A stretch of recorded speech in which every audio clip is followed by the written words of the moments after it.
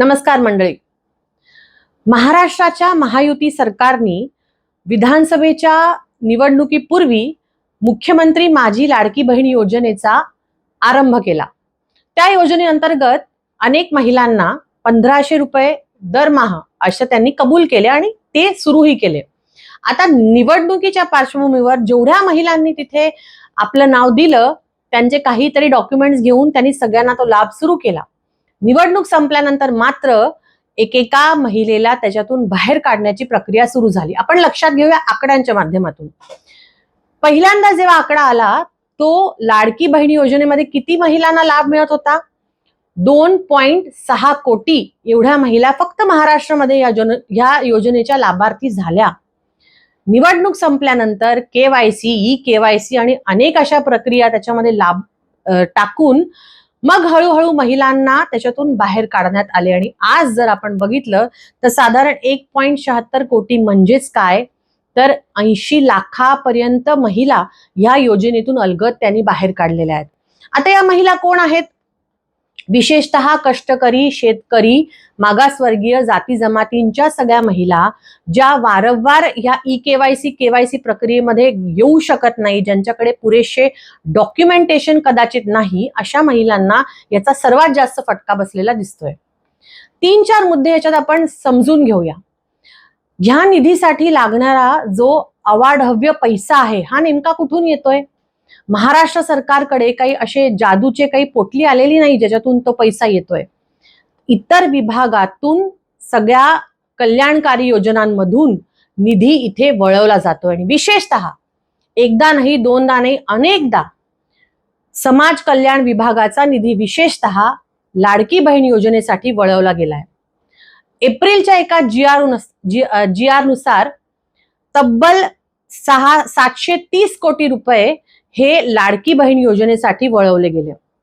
आता ज्या विभागांचे निधी इथे वळवले जात आहेत त्या विभागांतर्गत होणाऱ्या कामांचं काय, हा जर विचार केला तर प्रश्न अजून गहन पडतो की मग शिक्षण असो, घरकुल असो, विद्यार्थ्यांची शिष्यवृत्ती असो, आरोग्य असो, ह्या सगळ्या गोष्टींवरती निधी कसा खर्चणार जर तो निधी एकटा लाडकी बहीण योजनेसाठी हे सरकार वळवत असेल तर.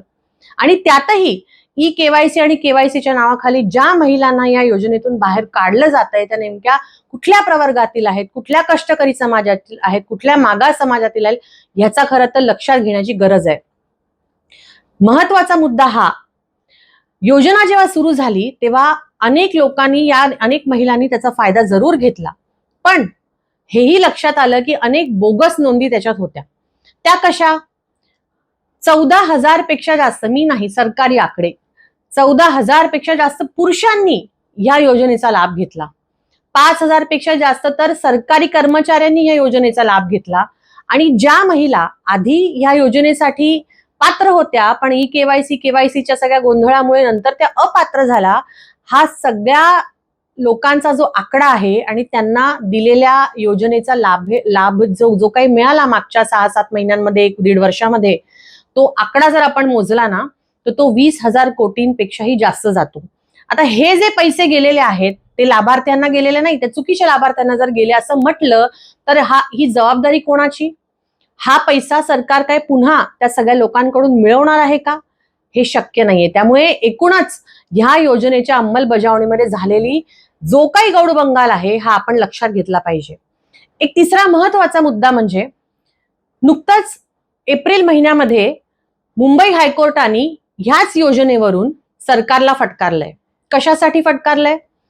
मुंबई बीएमसी मध्ये निवृत्त शिक्षिका आहे ज्यांना अजूनही पेन्शन सुरू झालेली नाही आणि सरकार असं उत्तर देतं की सरकारकडे ह्याच्यासाठी पैसे नाहीत. तर हायकोर्टाने हे फटकारलंय, जर निवृत्त शिक्षकांना देण्यासाठी तुमच्याकडे पैसे नसतील तर मग लाडकी योजनेसारखी योजना, हे लाडकी बहीण योजनेसारखी योजना हे बंद करा, हे हायकोर्टाने खुद्द सांगितले. सांगण्याचं तात्पर्य हे की एकूणच ह्या योजनेची अंमलबजावणी, त्यात विशेषतः समाज कल्याण विभागाचा वळवला जाणारा निधी, त्याच्यामुळे शिष्यवृत्ती असो, शिक्षण असो, ह्या सगळ्या गोष्टींवरती होणारा विपरीत परिणाम आणि ज्या महिला वगळल्या गेल्या त्या कुठल्या समाजाच्या, कुठल्या समूहांचा आहे याचा अभ्यास करण्याची खरं गरज आहे.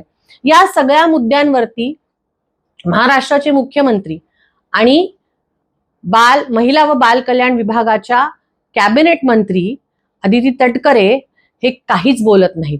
त्या दरवेळीच येतात, त्या फक्त प्रेस कॉन्फरन्स घेतात, हे करा ते करा, केवायसी करा, इतक्या महिला बाद, इतक्या महिला आतमध्ये, एवढंच बोलतात.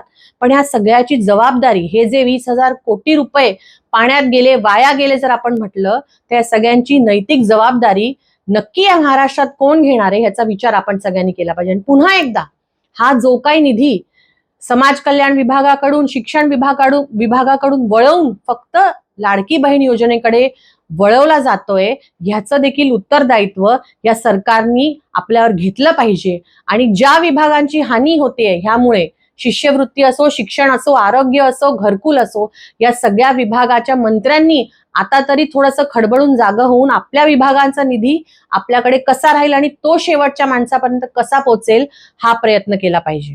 धन्यवाद. जय भीम, जय शिवराय, जय संविधान.